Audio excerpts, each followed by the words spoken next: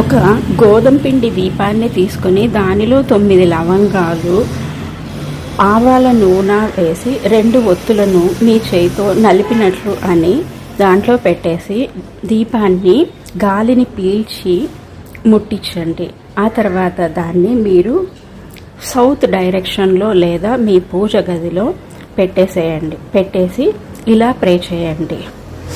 ఓ దేవుడా, ఓ పితృదేవతలారా, నన్ను పితృదోషాల నుంచి విముక్తుల్ని చేయండి అని చెప్పండి. నన్ను ఆశీర్వదించండి అని మీరు ప్రే చేయండి. ఇలా చేయడం వల్ల మనకు వచ్చే మనీ బ్లాకేజెస్, బిజినెస్లో బ్లాకేజెస్, ఇంట్లో కొట్లాట్లు ఏవైనా ఉంటే, కుండలిలో పితృదోషాలు ఏమన్నా ఉంటే మనకి తొలగిపోతాయన్నమాట. నెక్స్ట్ డే ఆ పిండిలో చక్కెరని పెట్టేసి దాన్ని ఒక చెట్టు కింద